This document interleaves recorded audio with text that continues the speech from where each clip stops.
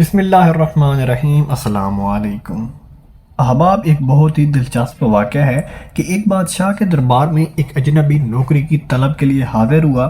قابلیت پوچھی گئی، کہا سیاسی ہوں۔ عربی میں سیاسی افہام و تفہیم سے مسئلہ حل کرنے والے معاملہ فہم کو کہتے ہیں۔ بادشاہ کے پاس سیاستدانوں کی بھرمار تھی، لیکن اسے خاص گھوڑوں کے اسطبل کا انچارج بنا دیا۔ اب چند دنوں بعد بادشاہ نے اس سے اپنے سب سے مہنگے گھوڑے کے متعلق دریافت کیا تو کہا کہ نسلی نہیں ہے۔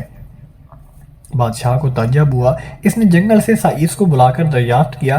اس نے بتایا کہ گھوڑا نسلی ہے، لیکن اس کی پیدائش پر اس کی ماں مر گئی تھی اور یہ ایک گائے کا دودھ پی کر پلا ہے۔ سیاسی کو بلایا گیا کہ تم کو کیسے پتہ چلا؟ تو کہا کہ جب یہ گھاس کھاتا ہے تو گائے کی طرح سر نیچے کر کے کھاتا ہے، جبکہ نسلی گھوڑا گھاس منہ میں لے کر سر اٹھا لیتا ہے۔ بادشاہ کو اس کی فراست سے بہت متاثر ہوا۔ سیاسی کے گھر اناج، گھی، بھنے چنے، دمبے اور پرندوں کا اعلیٰ گوشت بطور انعام بھجوا دیا اور اس کے ساتھ ساتھ اسے ملکہ کے محل میں تعینات کر دیا۔ اب چند دنوں بعد بادشاہ نے مصاحب سے بیگم کے بارے میں رائے مانگی تو اس نے کہا کہ طور و تبار تو ملکہ جیسے ہیں، لیکن شہزادی نہیں ہے۔ بادشاہ کے پیروں تلے سے زمین نکل گئی۔ ساس کو بلا بھیجا، معاملہ اس کے گوش گزار کیا۔ ساس نے کہا کہ حقیقت یہی ہے، تمہارے باپ نے میرے خاوند سے ہماری بیٹی کی پیدائش پر ہی رشتہ مانگ لیا تھا، لیکن ہماری بیٹی 6 ماہ بعد ہی فوت ہو گئی تھی۔ چنانچہ ہم نے بادشاہ سے قریبی تعلقات قائم رکھنے کے لیے کسی کی بچی کو اپنی بیٹی بنا لیا۔ بادشاہ نے مصاحب سے دریافت کیا کہ تم کو کیسے علم ہوا؟ تو کہا کہ اس کا خادموں کے ساتھ سلوک جاہلوں سے بدتر ہے۔ بادشاہ اس کی فراست سے خاصا متاثر ہوا اور بہت سا اناج، بھیڑ بکریاں بطور انعام دی۔ ساتھ ہی اسے اپنے دربار میں متعین کر دیا۔ کچھ وقت گزرا، مصاحب کو بلایا، اپنے بارے دریافت کیا۔ مصاحب نے کہا جان کی امان۔ بادشاہ نے وعدہ کر دیا۔ مصاحب نے کہا کہ نہ تو تم بادشاہ زادے ہو اور نہ تمہارا چال چلن بادشاہوں والا ہے۔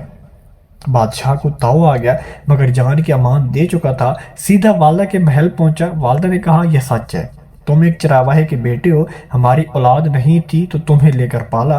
بادشاہ نے مصاحب سے پوچھا کہ تمہیں کیسے علم ہوا؟ تو اس نے کہا کہ بادشاہ جب کسی کو انعام و اکرام دیے کرتے ہیں تو ہیرے، موتی، جواہرات کی شکل میں دیتے ہیں، لیکن آپ بھیڑ بکریاں، کھانے پینے کی چیزیں عنایت کرتے ہیں۔